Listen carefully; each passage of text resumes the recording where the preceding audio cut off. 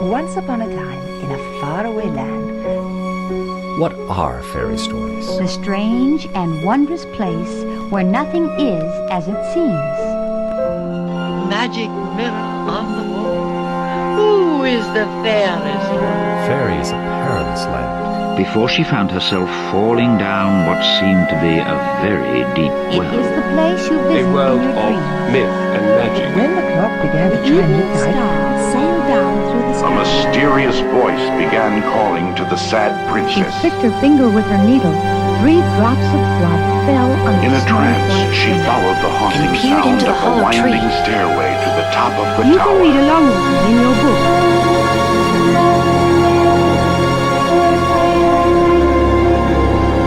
she waved her wand and said the magic words. Let's begin now. Well met, witches, and welcome once again to Storybook Sacred Lore of Witchcraft. We've gathered again with a special guest today, Daniela Simina. Daniela was gracious enough to narrate the tale of Frau Holle as she learned it as a child. And today we'll be discussing the elements of this tale and why she wanted to share this tale with us. Daniela, hi. Could you tell everybody a little bit about yourself? Hello, everyone, and thank you so much for inviting me. I'm a fan of the show. And I'd like to say that in listening to the episodes, it kind of came to my mind at some point, I would really like to go there and talk about stories because stories are such a huge part of my practice, of who I am, my upbringing, the way they shape my whole everything. So yeah, here I am. Wish came through.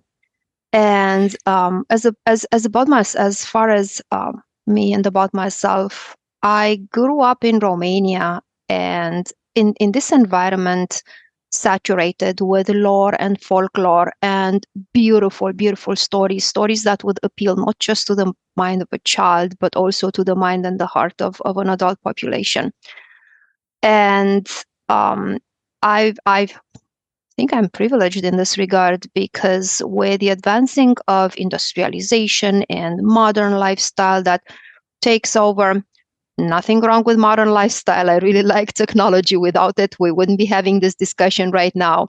So, but this at times comes detrimentally to the old, to the folklore, to the lore, and we're kind of losing our souls to it, dare I say. And so this is something that I treasure in particular about me growing up at that generational crossroad, intergenerational crossroad where, yes, I had all the privileges of modern society and modern life through my parents, but also the connection with a past, with a historical, archaic past. And I'm not saying in its most pure form because there is no such things. Stories and myths and folklore, they change over time. But as close to its origin as one could possibly get within our modern age and society. And that link, that priceless link, was my grandmother, maternal grandmother, and some of the ladies that were her friends. And they were, I think this is an important thing because it reveals how practices and ideas that are really valuable survive and are kept alive. So my grandmother and her friends, they're still living in the urban environment because we're living in the city.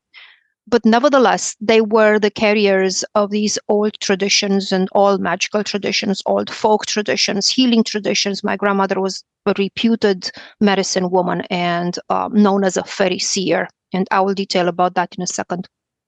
It has to do with our story about Frau Holle. So in them getting together, and this is the power of community. When you treasure something, it's very hard to uphold it as an individual.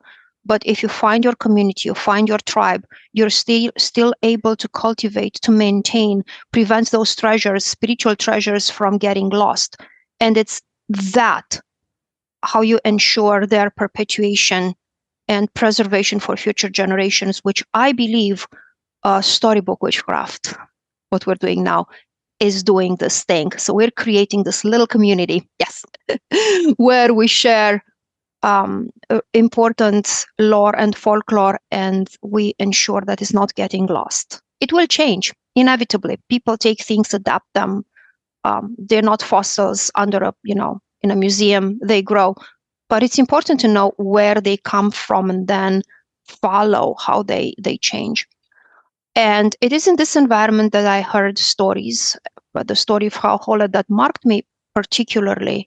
When I was a child, I took it in because I loved it. But then growing up, no matter how meandering my life path has been, these stories were always like reference places, like touchstones for me to go back and reconnect and reassess. Oftentimes it was reassessing, what am I losing in the process of allowing myself, to get dragged into the vortex of modern life and different ways of thinking, and then finding balance, because ultimately these stories also teach about balance and values that are universal and ageless, as we'll see. So that's about me and my connection with the story that I'm about to say, that I said and I'm about to discuss. Yes, that's wonderful. The connection to the lore that's handed down to us, and that sometimes can be dismissed as simple story or simple fantasy, is definitely one of the goals of the discussions that we have here, and also finding the line between historic lore and modern influences. And you got to be other right than there. acknowledging it, does it make any other value judgment on that? As long as we know what comes from where. You are a well-published author from Moon Books. Mm-hmm. Thank you. And how would you describe your personal practice or the craft that you write about in your books? So my grandmother used to call herself a fairy seer, and that's the reason why she didn't call herself a witch. So the word is laden with connotations, and it's still, frowned upon, winced when in Romania. I'm talking in Romania. Mm-hmm. And there's been the collective effort, to reclaim the meaning of this word, and I think it's important. But in reference to her, I will keep referring to herself, a medicine woman and a fairy seer, out of respect. I wouldn't call someone differently than what they want themselves to be called. Mm-hmm. As far as myself, I'm seeing very much myself in my own practice, this curator of folk traditions and fairy magic. And I like the sound of, fairy magic, fairy crafting. It's how I like to put it, because it brings in, it weaves in several meanings of the word: the folkloric, folk component, the story component, and then the practical. As you said, what is it practical and applicable to real life that we can take out of these stories? So that's where I stand in my practice. I like to recreate, to take material that is old, like found in old leech books and old manuscripts, and some of them, adapt them, because wherever they describe the ingredients required as like the blood of I don't know what and the eyes of I don't know what else. I'm trying to understand what is the meaning. Why would they, the practitioners, the witches, the medicine men and women of the time, why would they think of using this ingredient that obviously it wouldn't be even ethical for me to go and get it today? I'm not going to chase ravens in my backyard and take out their eyes to prepare, a healing charm that would help with, effect a cure on someone's vision. And in going into understanding what exactly prompts somebody, the choice of ingredients for a charm, cure, I'm seeing very much the aspect of sympathetic magic. It's like in homeopathy, you have the doctrine of sympathia, where or Hermetic philosophy have the doctrine of Simperia, where things like cure like. Or if you want to affect a certain effect, you use for ingredients that have the energy, the vibe of that thing that you want to affect. So this is what I probably, it's predominant in my practice. How do I don't like the word use. It's more like partnering up with energies. I come at this from an animistic viewpoint where everything that surrounds me has a spirit and has a soul. It is ensouled. So whether I'm talking about plant ingredients, yes, I know it's ingredients, but in the same time, I see them as participants in what I'm doing. So I'm inviting their energies. I'm inviting the spirits of the plants to lend their energies to what I do. I might have a feather of a certain bird kind, or a bone that I'm finding respectfully. I'm not going to go and kill an animal just to harvest what I need from them, but just use whatever I have as a link, as a material link in between me and the type of energy that I would like to invite into what I'm doing. So I'm very much based into this sympathetic approach, and this is something that I learned from my grandmother. A lot of learning was done through spying and eavesdropping, because she wouldn't like openly share everything, with an 8 years old. So that's that. And then, for example, spinning, and this brings us really close to Frau Holle. I saw my grandmother and I saw other ladies gathering together. So gathering as a group, and this was something that was happening, especially when the weather would go really bad, like end of fall, beginning of winter, and throughout the winter time. And they would spin. They would knit, they would do these kind of things. And but sometimes grandmother would spin alone. So she used the distaff and the spindle, and she would do that.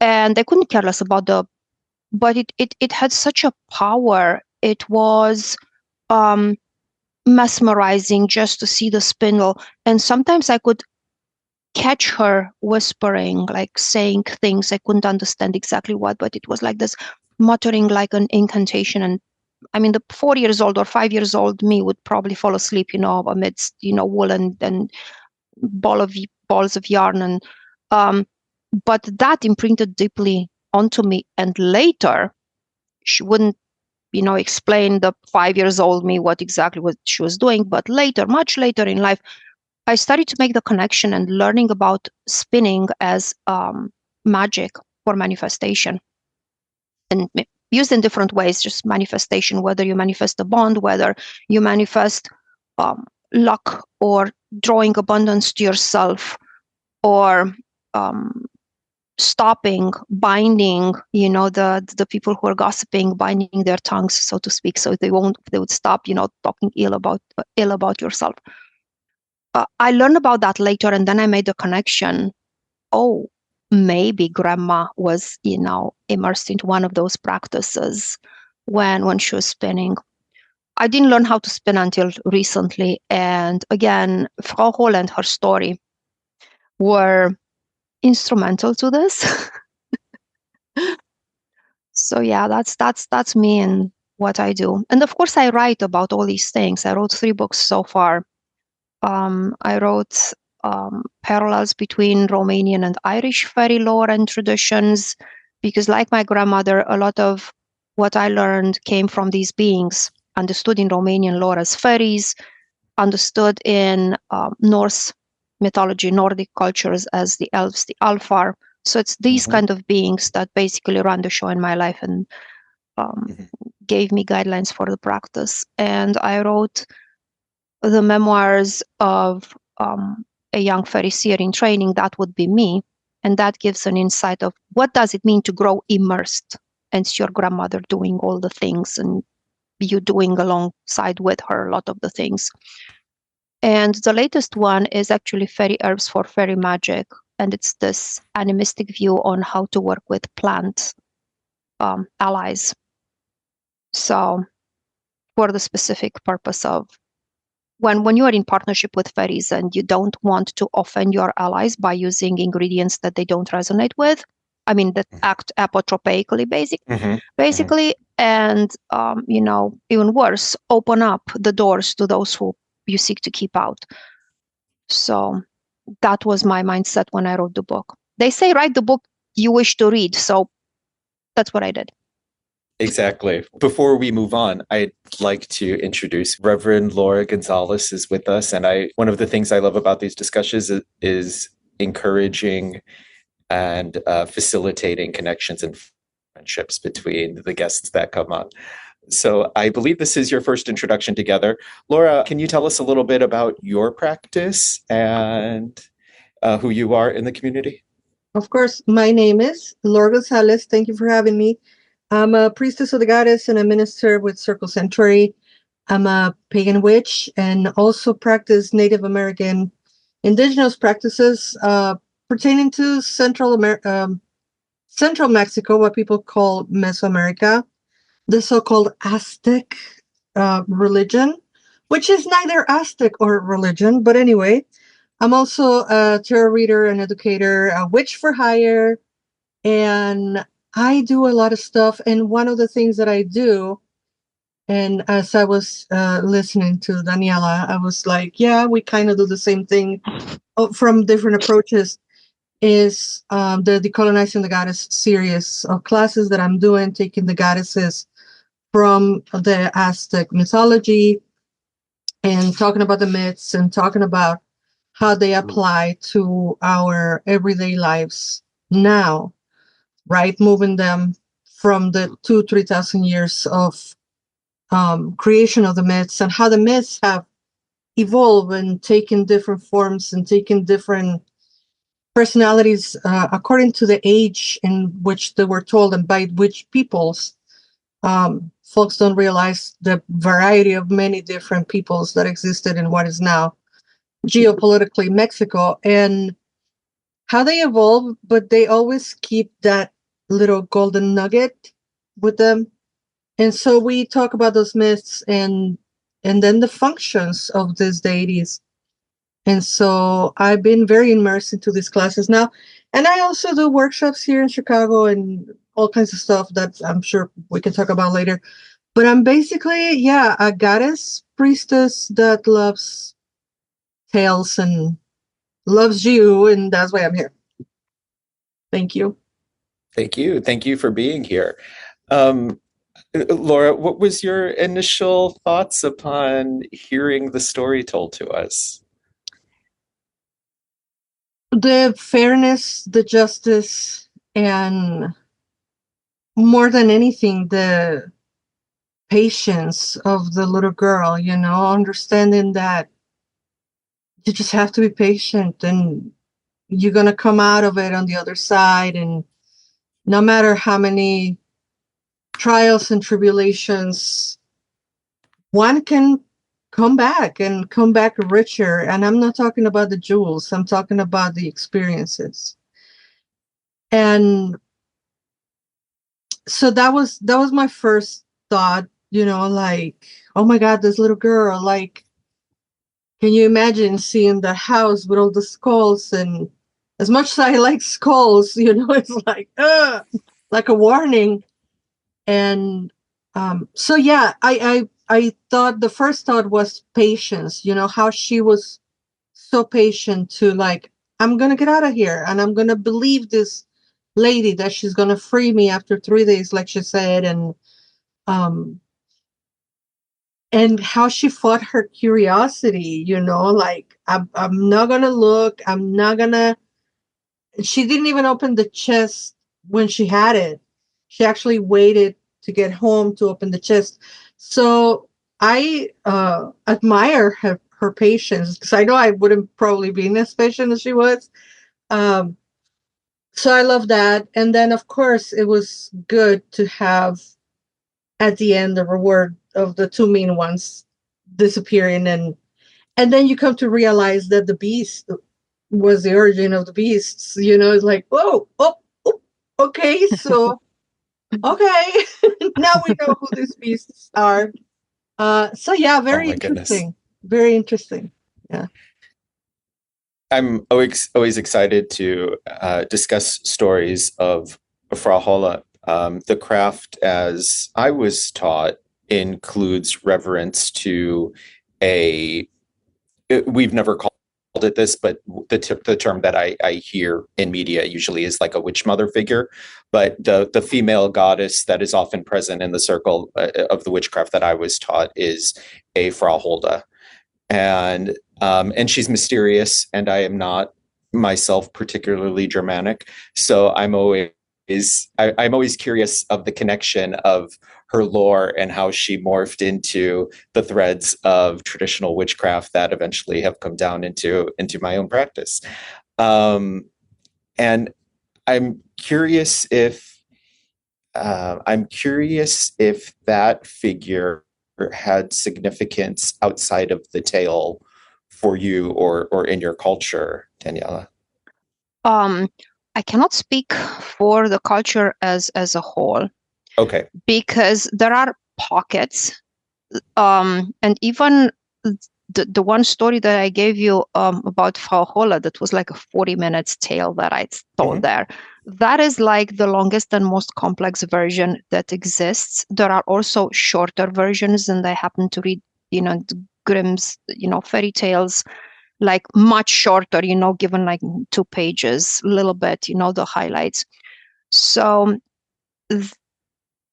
information travels, and it traveled even before the internet being around and even before phones being around. So people getting together, small communities, and sharing their stories led to bigger stories and more complex, because, hey, we really like those details that you have in your lore from, about Frau Holle. So we're going to incorporate it into our story and make it, nicer and much more interesting to listen to during a long winter night.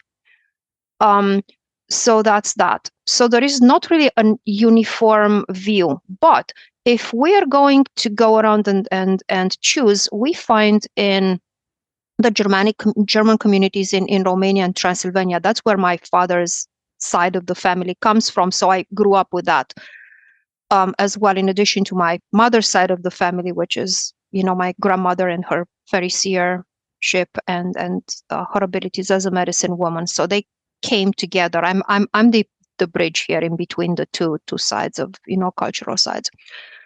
So in the German communities in Romania, we know Frau Holle as having a connection with children. And the one story that I absolutely love is when my early kindergarten teacher used to tell me, when she fluffs her feathers, this is when it starts to snow. So you can imagine little Daniela, 4 or 5 years old, when it starts snowing, "Thank you, Frau Holle," yelling in the backyard, and running around because, okay, so that's that.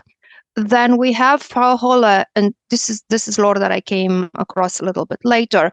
She's also known as Frau Gode, in relationship to Godan or Wodan, which is Odin, another aspect of Odin.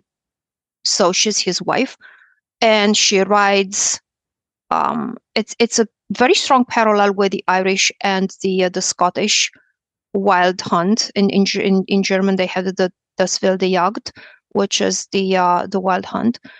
So she rides. She's actually leading this hunt, and there's souls of the dead people traveling with her. And it is said that children, and depending who's telling the story, you'll hear that unbaptized children are taking, on the hunt.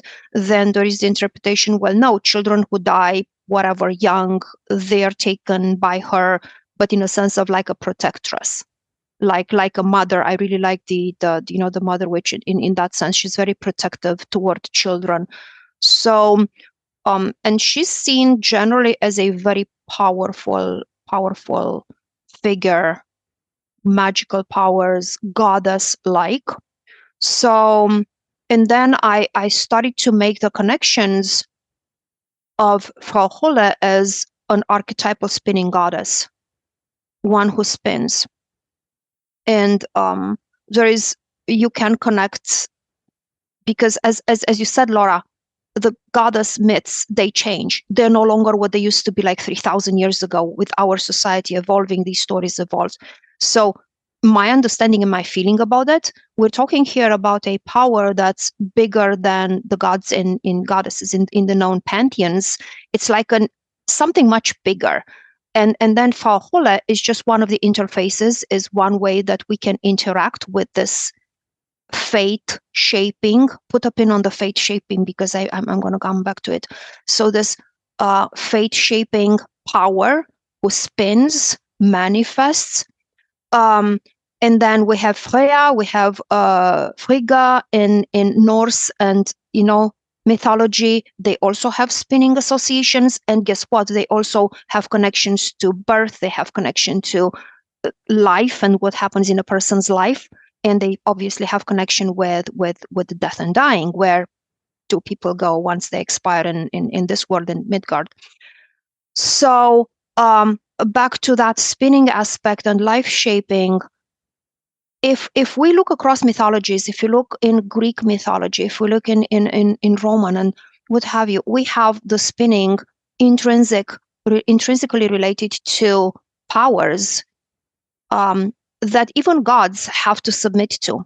We have the Norns, or we have the Moira in Greek mythology. Even gods' fates are subordinated to the decisions of the Moira, who are going to spin, measure, cut, and give you, this is your allotted thing, and you have to basically go through these milestones. This is your allotted time, make the most out of it. And that applies to humans and deities alike. So there are powers above powers. It's a very multi-layered thing. So back to Frau Holle, I see her as both. This is with the beauty and also the difficulty of not having things neatly labeled and put into tiny boxes where they fit, because they don't really fit. So it's both all pervading, very big, and in the same time, an individual type of energy or entity, or however you'd like to describe that we can interface directly with.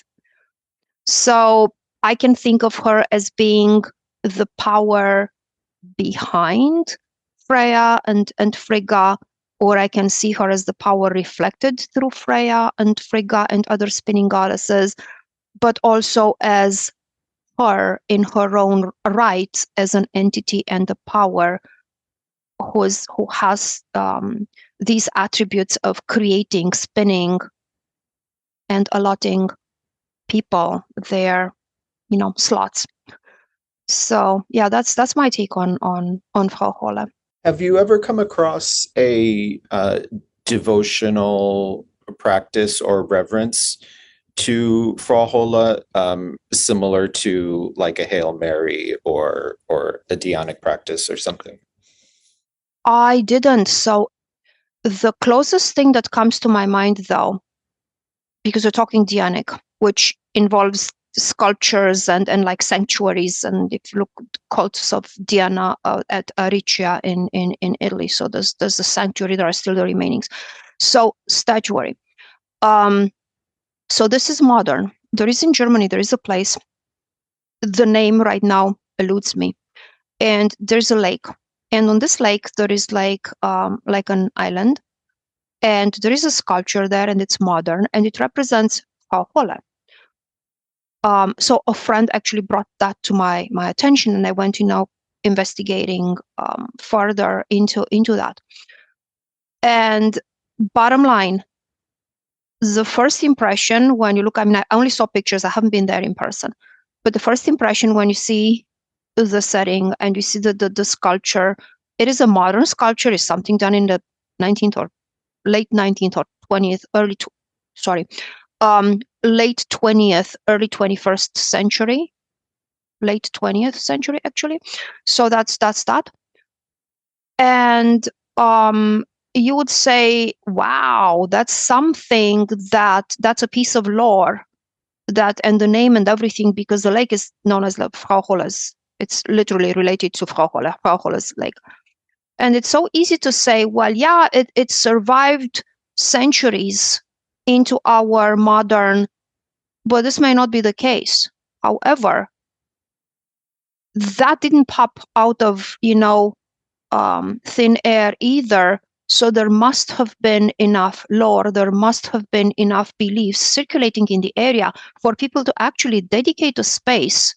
And then there's the legend of the lake, which says that her residence, her house or castle or what have you, is under the waters. So that has to be something in the area old enough and strong enough to lead to the dedication of the space and making it known to people as Frau Holle's space. So that is the closest. So while this is not a statue, it's a wooden statue, chainsaw made, beautiful. So while this is not the same as the sanctuary of Diana at Aricia in Italy, dating back millennia, hundreds of years, like 2,000 years, and it's still there, this is a modern thing, but it's been built upon the lore. So the only power, the power that actually shaped this space and kept alive its identity, is the lore that has been preserved with all the teachings and everything that Holle could possibly mean. So that's so interesting. One of the questions I had from listening to your version of the tale was that when she's by the pond or the well, the water appears magical. It doesn't appear like normal water, which made me think, is Frau Holle only accessible through a specific portal at a specific well somewhere, or is this something that's possible through any body of water? And so it's very interesting to hear that there actually is a lake of Frau Holle. There we go. that is attributed to that, but also that she was spinning by the body of water, and how you've talked about connecting the figure to spinning, and how that trance work could have actually been the element that enables her to descend through the water, the trance of the spinning. And then you talking about the well or the specific space, you made me think, Aaron, with what you just said about the student finding the teacher at the right time. Because the little girl could have been anywhere beside a cup of water, or beside a lake, or in a mountain where there is a puddle of rainwater or whatever. But she was ready. She was ready. So Frau Holle would have popped up and opened that portal on any other body of water.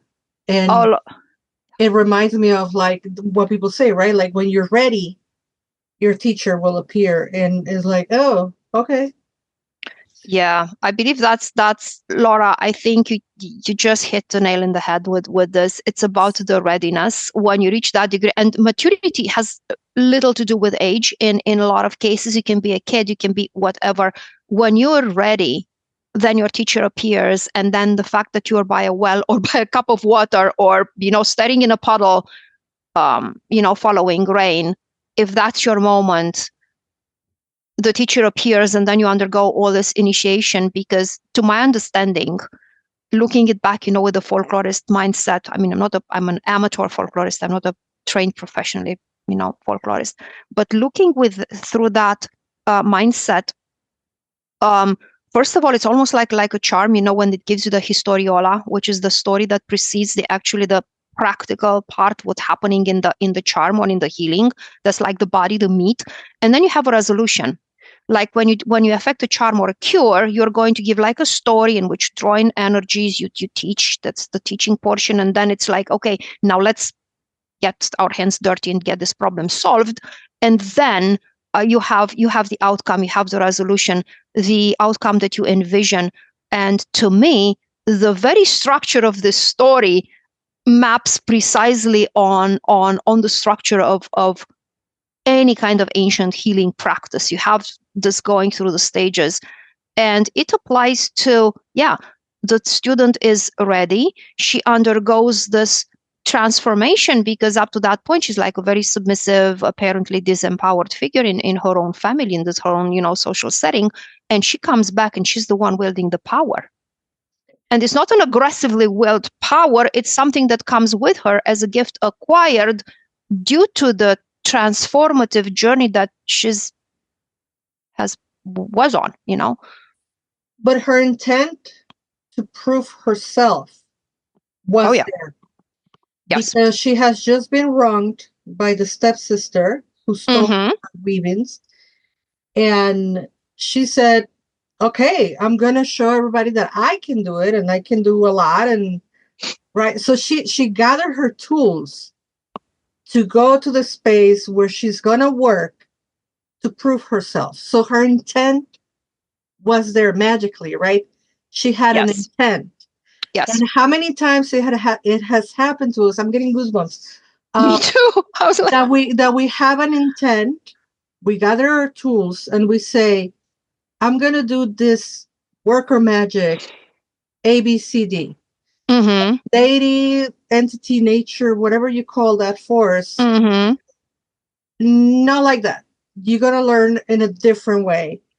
And I think that's what happened with this little girl exactly. That she was intent to prove herself in a couple of hours to do some thread, and turns out that it's not going to be like that. She's going to be sent into this journey of the unknown and come back even larger than life because she's been lost for a few months. I wonder how much of she has become a legend in her town because she disappeared. And then she comes back with all this richness and knowledge, obviously, that she has gathered from the pear tree, from the oven, from the dog, and from Frau Holle herself. And now she gets to spin the tale. Now she gets to tell, right, and to pass the knowledge. And once again, you go through the challenge, you're ready to pass the knowledge, and someone understands whatever they want to understand, and then they have their consequences. But her intent was there when she was going to go weave. You brought up a level of meaning that I did not think of. I mean, thank you so much, Laura. Yeah. So I was like to me was the yes, her readiness, obviously, because if you're not ready, then whatever happens around you, it's going to just pass by when you're not ready. And when you are ready, even if you do not want to, it's going to not want to, not being fully aware that you are ready, you're going to be dragged onto and willy-nilly you join the bandwagon. And based on the fact that you are ready and the powers know that you are ready, that's why there's like, okay, time out. Now you're gonna join. Thank you so much for bringing that. So that willfulness, because I used to think of it more like surrendering, in a sense, not surrendering with a bad connotation, but surrendering like being in the moment. I know who I am. I'm this good person, and no matter how bad or difficult things are going around, are getting around me, I will stay with my own goodness and my own principles and my own values, and I will continue like this, and that being greatly rewarded. But what you said adds on top of this another layer, and that is that readiness, because up to that moment, she tries to prove herself. I'm going to spin more, so they will finally get to see that I'm capable. I am going to diligently do all the chores in the house, so they will see that I am actually capable. I'm going to do all these amazing things, so they're going to appreciate me. And they never do. If anything, they take her for granted and try to find fault with her. But the point comes where it's like, I'm ready. Do or die. I'm going into this well. I'm going to retrieve the spindle, and whatever comes out of it, I'm going to do it. And I miss that, really. And that has to do, I think, Daniela, I'm sorry, from our personal backgrounds, right? Mm-hmm. Because, not to throw TMI out there, but I was miserably treated by my sister, one particular sister. And yes, it's out in the open. I am I'm strange from her. And that feeling of, she took what's mine. She took credit for my things. She's tried to dim my light. Oh gosh. And to steal, the power. So of course I'm listening to the tale through the filters of my lived experiences. So how much of the healing we get through those tales and folkloric traditions that are passed time and time again, it's also related to our personal experiences, because I can see that I wish I've done that earlier in my life, that I wish I would have gone through the well earlier on my life and not had to be dismissed and, all the horrible things that I lived on my existence with my sister. So seeing that this little girl, as young as she must have been, said like, oh no, enough. I'm going to prove myself. It's empowering, it gives me hope. Like, yes, don't let your evil sister dismiss you and throw you into the darkness and obscurity. And now I've gone too dark, but yeah, I think that's the lens through which I saw it. That's awesome, because it takes us, to one of the first points in our discussion, how these stories are actually useful. And I think they make great tools in counseling, like spiritual counseling. And I know of people who do psychology counseling, and they use stories, like older stories, in order to bring up these aspects of empowerment. Where are we losing our power, and how do we get it back? Because, okay, I know that I lost it. Step one, you're in denial. You got to move past that and accept that somewhere along the way, you lost your power. And then the whole process toward reclaiming it. And when you see it, laid out in front of a story, so it's not like so personal that it really pokes at you in a way that makes you feel uncomfortable and makes you to want to pull away, because that's one thing. When things are too directly directed at you, it may make you recoil. But it's like neutral. It's a story, but in the story, that's exactly what you need to be doing: listening, knowing, understanding. So yeah. And that's exactly the power of community and storytelling, like the circles, Yep. Of people coming together. Because when we come together in a circle, we're not necessarily talking about a specific myth or a tale or none of that, but we're just telling our personal stories, right? I'll be telling you, like, I experienced it this month, and then the next person will say, and I experienced that, and our personal stories come out and they weave together, right? We spin the tales. We're spinning the tales. Yep. And just by hearing the other person's story, true stories of true lived experiences, we find ourselves reflected, validated, and comforted, sometimes. And empowered. And absolutely empowered, and then healed again.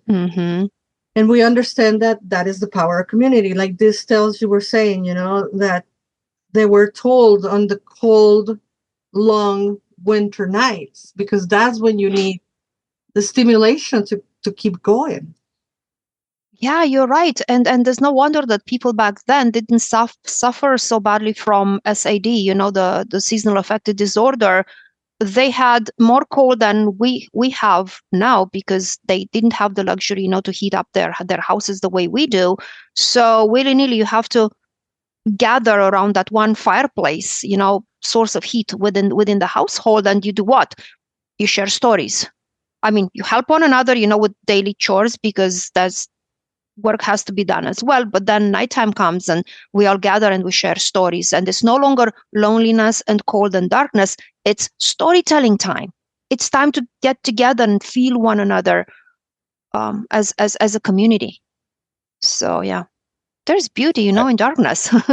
Oh, there is. That's one of the silver linings every time like I have a power outage or a blackout. It's like, okay, we'll light the candles and we'll sit in the same room together. And yeah. Mm-hmm. Even though the young girl's will is resolute and she's reached a stage of readiness, she's still subjected to trials.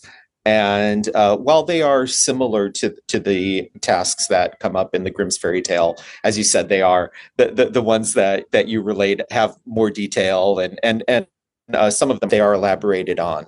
Mm-hmm. And I don't want to falsely put too much significance on them, but at the same time, that's like what we do here. So like that's the point. She comes across the pear tree that's laden with caterpillars, the destroyed oven, and the lame stray dog. And I'm thinking of the pear tree as the embodiment of nature spirits, but also, of course, the ladder. We have the ladder through the worlds.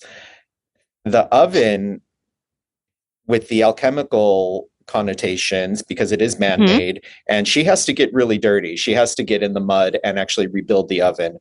But also the oven is the hearth, and how associated that is with witchcraft and magical work based in the home. And then the dog, of course, is like a familiar. Interestingly, there's familiar type creatures in the cottage of Frau Holle also. And I think Laura's made an argument that these might be transformed children, which I really like that interpretation. And in these tales, especially like in Grimm's tales, sometimes there'll be little rhymes or chants, and those are my favorites because I always feel like that is a little bit of a traditional chant or spell that's been handed down to us.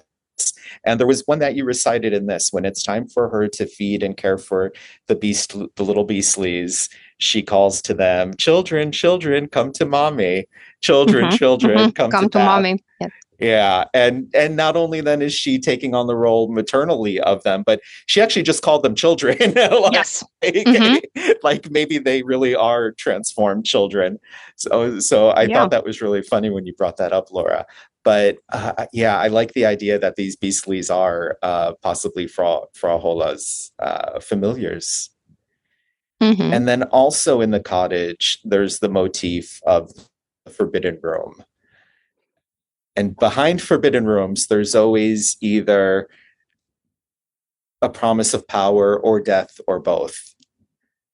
And that is an element that is unique to this version of the tale. So that excited me a lot. And she does get her reward from the forbidden room. So there is an element of power or death possibly in the forbidden room. Frau Holle, though, seems disappointed that she has to reward the little girl.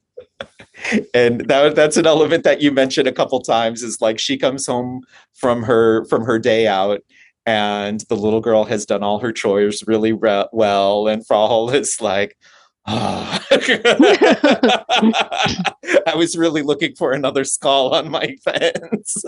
There's one place available, because if you remember when she walks, there's like all fences and one pole is missing a skull. So she really wants, but it's interesting because she doesn't take the skull of the second girl either. No, so she's looking for something different there. So really to have your head on a pole, it takes a completely different level of trespassing. Yes. So she's still, we still get here the idea of a reward that's in proportion with the behavior, know. So it's a very good proportion that's maintained. And for the girls, yeah, they're like, okay, especially for the first one, we didn't have anybody, to precede her and go through the trial like the older, the stepsister had. So the girl, it's like, okay, she's smart. She sees one empty place. I'd better be on my best behavior here and keep proving myself, but with a different motivation. I have to keep my head. So there's an added layer of motivation here. If I want to make it out of here alive, my best chance is to still act as the best version of myself and embolden myself, get the courage, to do whatever I'm required, that's my best chance, to come out of it alive, which she does. Mm-hmm. Yeah, I interpret it as if either child had fled, they would end up on the In the fence pole. if they had missed their third day, if they had not stayed their third days. But Frau Holle was so sick of the second child, she was like, you know what, just go. Just get out of here. I don't want your skull. She doesn't look good even on my fence, so no, just go. And then there's this added layer of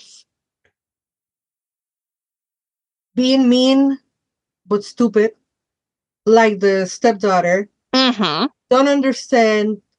These are all trials that you're supposed to go over, because when the first girl goes through this realm, she don't know these are trials. No.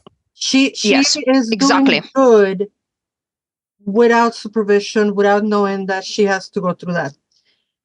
But when the stepsister goes through it, she's been told the story. Yes. She's been warned. These are trials. And she still didn't care. So that is a level of, I'm sorry, but that is stupidity, and all because they want the reward quickly. And how many times we try to get a reward immediately, and then it just blows up on our faces. Yes. And when you were talking about the skulls on the fence, I'm thinking these were actually, in my version of the tale, children that were bad but smart, that they were like mean but wise, that they tried to outsmart Frau Holle, that they were the bullies of the world, not just a child that escaped, but some that actually tried to outrun the witch. And the punishment has to match the offense, right? And with the stepdaughter, she just got fed up. She was just like, oh my God, just get out of here. Because, she couldn't even deal with her meanness and her stupidity. I'm sorry, I keep calling her that.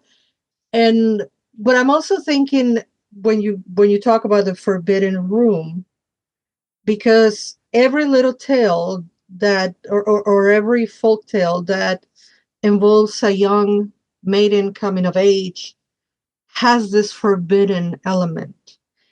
And 9 out of 10 times it translates into growing into your sexual awakening, or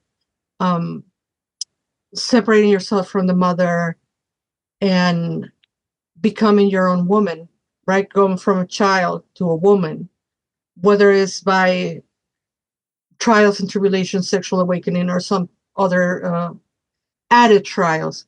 There's always this forbidden room, forbidden element to the tale. And it's talking also obviously about, resisting the temptation. And then self-control. The reward that comes after resisting the temptation, I was thinking of that, Laura, as you're speaking about, so 2 things. One, the eyes on the prize. It has to be a measure. It has to be discernment in that, because the second daughter in our story, she just has the eyes on the prize, but in a hyper fixating, obsessive way. For her, nothing matters than the prize. While the first girl, she undergoes the whole process of transformation, really participates. She's very participating into the experience. She doesn't know anything about what the prize, the outcome will be. Her intended outcome is to come out of this alive and, retrieve her spindle and her yarn and take those back home. But she comes out enriched because she actively participates in the experience. She's not looking for the shortcuts. She doesn't try to take shortcuts. She doesn't try to just, I'm just doing it, for the whatever, let me out of here as quickly as possible. She has the patience. And on top of that is the discernment, is not breaching the trust. When Frau Holle lets her in the house and, feed my children, So as a parent, you entrust someone with caring for your children, that's a huge responsibility. And if they don't do it properly, that's not going to be okay with you, for you as a parent. So that's that. And then the room is the ability to delay gratification. Again, not the immediate eyes on the prize, not seeking exclusively the prize, but also making the most out of the whole experience. As you said, yes, delay that gratification, resist temptation, and it's a code of honor in it as well. When your principles and your moral values stand above, raise above your impulse, the urge to figure out what's in there, to find out, not to figure out, but to find out what's in there and enjoy the prize like right away. And yeah, probably Frau Holle is in one of those rare situations when she has to give out like something that's highly valuable and very much treasured by herself. And she's like, oh yeah, really, are you sure you want to get that small, tiny, insignificant chest? And it also may be like the final step within the trial. Mm-hmm. One more time, trying to tempt the girl about come on, take something bigger. You did such a good work. But she's still modest. She's still, something, I'm very happy with this. I did nothing but what was natural and appropriate for me to do. I don't think I did anything exceptional. So thank you for the reward. I'm good. So it's balance. To me, that's balance. It's like calibrating oneself. I mean, it doesn't get to your head, Look at the great deeds that I just did. It's keeping you grounded. One thing that I was just thinking about, all those virtues that you were mentioning, right? And with the little girl not having her mom around. So her mama didn't teach her all those things. These are things that she's learning from the experience as she executes them. Mm-hmm.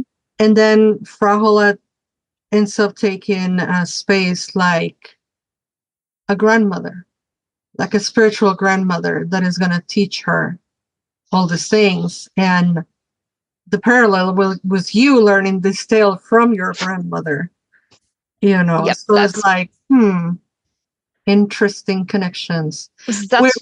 We're threading this. Mm-hmm. We're weaving them.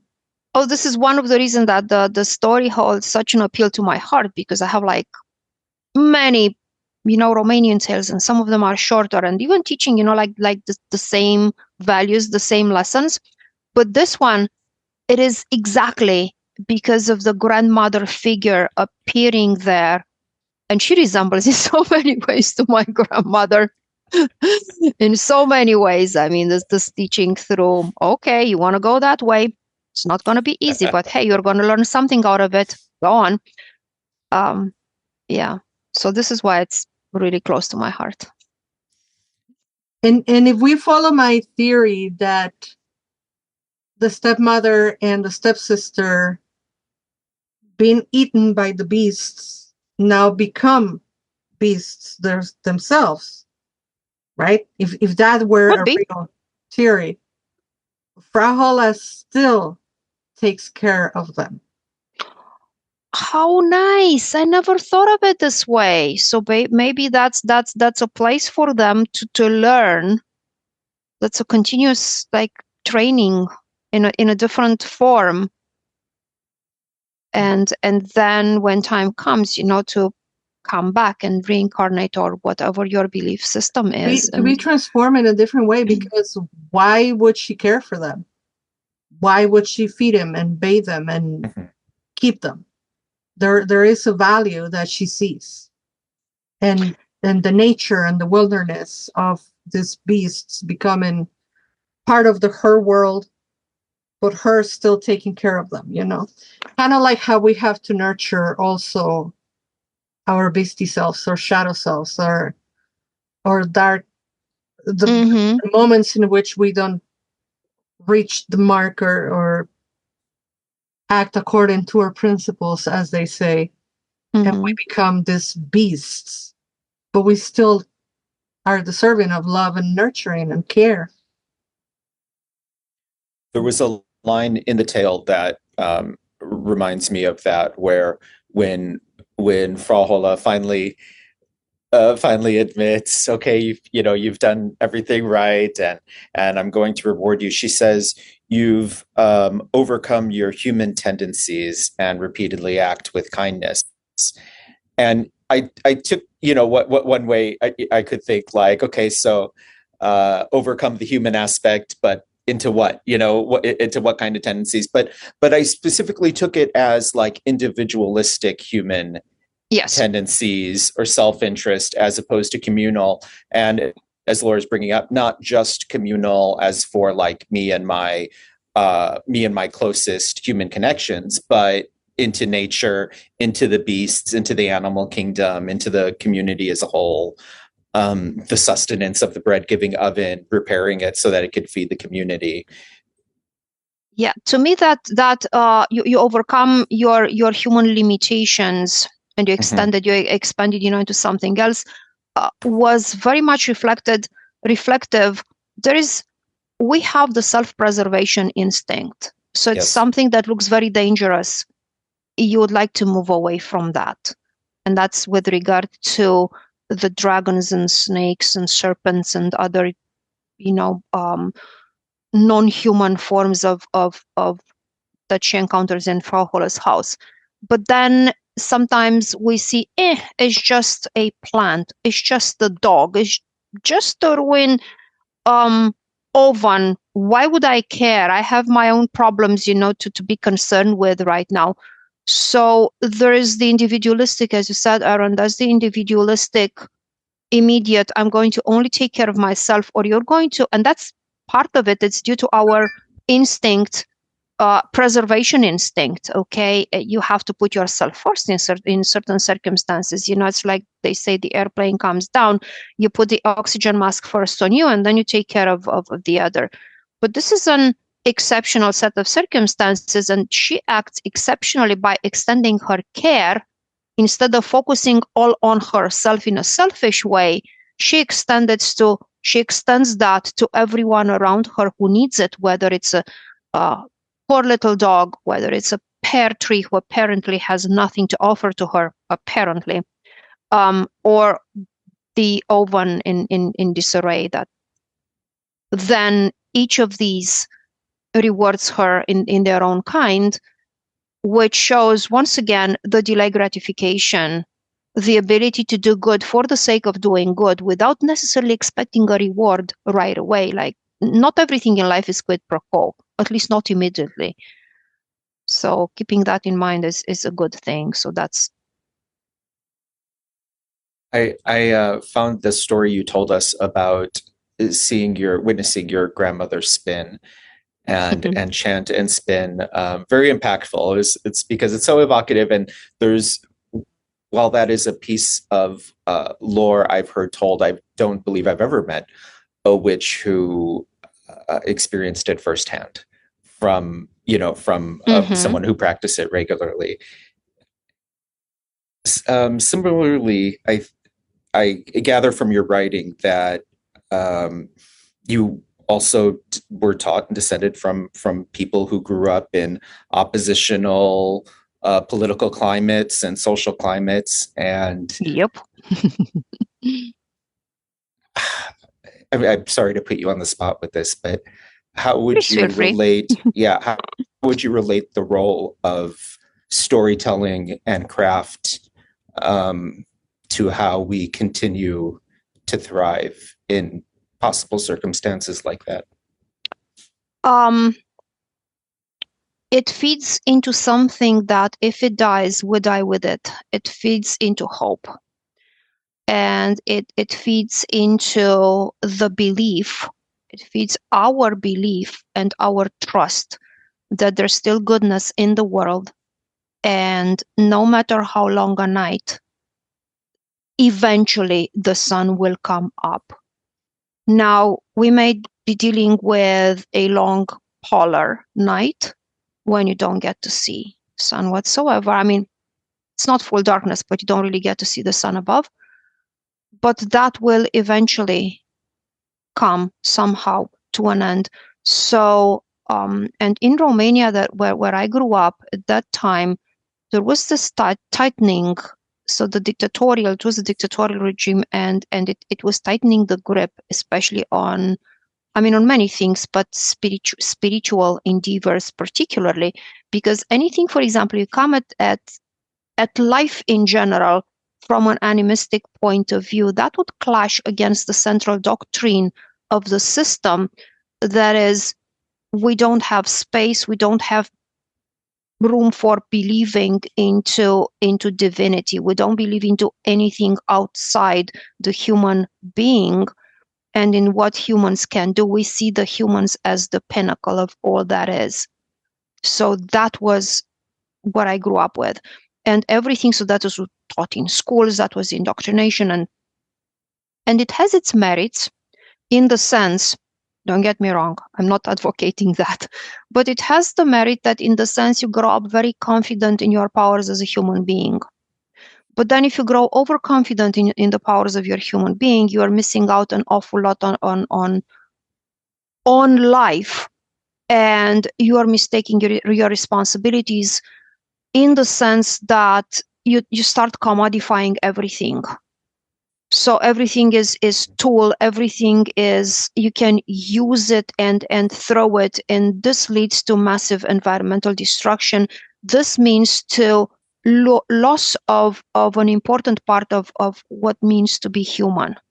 So you're becoming sort of, it's a very materialistic, dry viewpoint that kills a lot of what's beautiful, and this is where the stories are this balm that counteract the dryness and that wounding and that scarring of the soul, and keep you alive in a sense. You're going to see a lot of people. So even back then in a communist regime, when resources tended to be very scarce at some point, and even food was lacking. So my family we were not particularly affected by that. I personally didn't have to put up with that aspect, but I could see people around me struggling, to bring home a gallon of milk, to feed the family. So it wasn't nice. And in all that, when the focus is like, how am I going to survive? You still have stories. You still have those things to keep you alive. So they're immensely important. Even if you can even call it escapism, you need to go somewhere because you're being super present to what's happening around you. And you start seeing there's no hope, there's nothing left, everything is collapsing, everything is crumbling. And then you go to stories. And even just as a mental, emotional, little bit of a break, a reset, there's huge value in that. Mm-hmm. And you come back refreshed, and you come back with hope, and you start seeing solutions, whereas before there were just obstacles. You find inspiration, basically. It's a story, but these are all real things that actually never happen, but they are real nevertheless. So yeah, it keeps us alive.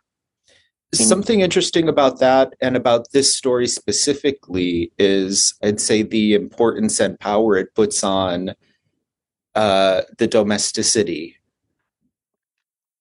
and these tasks of domesticity, and how that's still functioning for our self-realization of power and for the community. Because again, we've said that this tale is about her being open to the community, but then all the tasks really are domestic in nature. And when I was little, and I would read stories and fairy tales, and there's fairy tales. So some of them built on genuine beliefs and folk traditions, and then they're of course expanded and embellished, ready to be told in a way that they would be taken in by the audience and eventually paid attention to and made something out of them. But some others are complete, fantasy, which is nice. I mean, that's something that as a child you need. And in my vision, the witch or the magician had to have absolutely this beautiful trailing cloak, which I used to steal my grandmother's burgundy. She had this velvet burgundy tablecloth, and I would wrap it around, and it's like, here I go. And I had to have a crown, which had to be tinsel or absolutely something that's shining. So that was my image. But then when you actually see it, what grandmother is doing, you see that she doesn't wear any of that. And if she needs to solve a problem, she's just going to get a dry stick off the ground, and she's just going to pay attention to what kind of stick that is. Or she's just going to pull out a spindle or a wooden spoon. And we did have a fireplace, but that was mainly for winter. We have like central, heating, whatever. So she would burn something and make some ashes or charcoal if she needs it.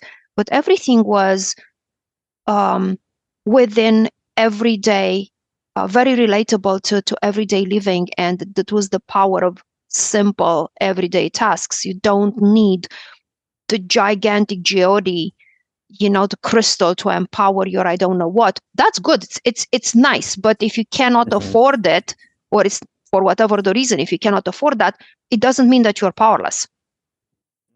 So yeah, it's less about what you use, but more about what you believe, what you know, and how you use what you have. And magic is intrinsic to see the magic in ordinary things and the beauty in the simplest places.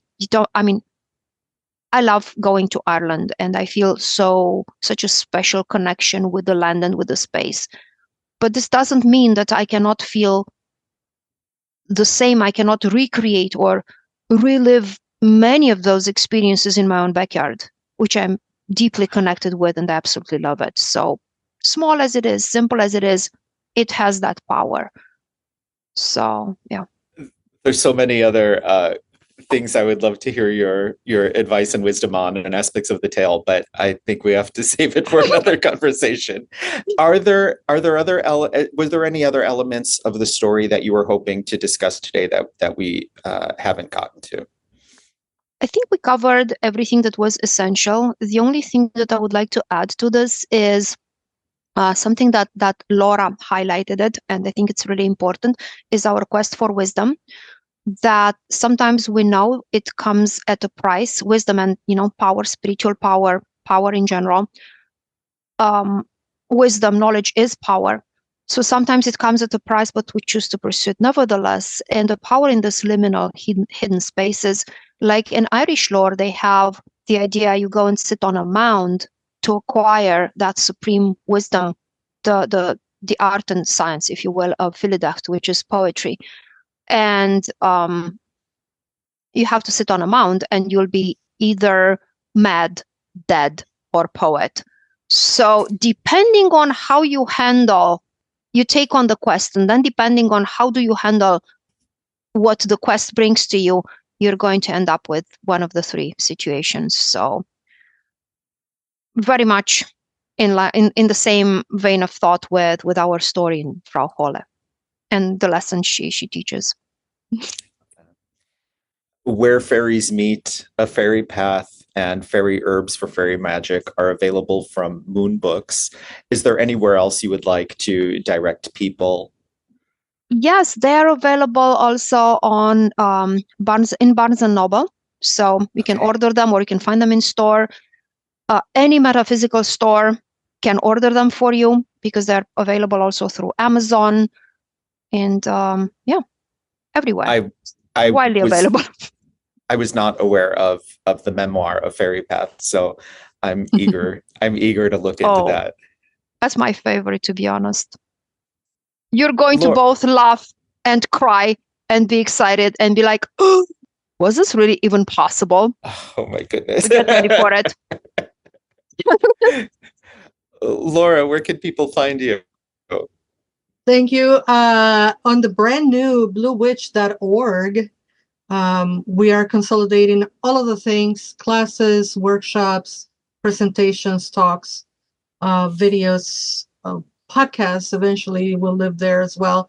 And of course on Lunatic Mondays. Lunatic Mondays starting on January of 2025 will be one show per month. So stay tuned to that. And but for my personal work that helps me do all of the volunteer work, such as podcasts and video blogs and all of that, bluewitch.org. Great, thank you. The talk we've had about goddesses and domesticity and spinning especially reminds me of a project I have coming up for 2025, which is a year-long reevaluation of the Mists of Avalon and a lot of the baggage that goes with it. It's going to be set up as a very casual book club style discussion where we'll get together in a panel various times throughout the year, and people can read part of it, they can read all of it, they can join a discussion when they're able. So if either of you are interested or anyone listening is interested, I'll send out details about that soon. Until then,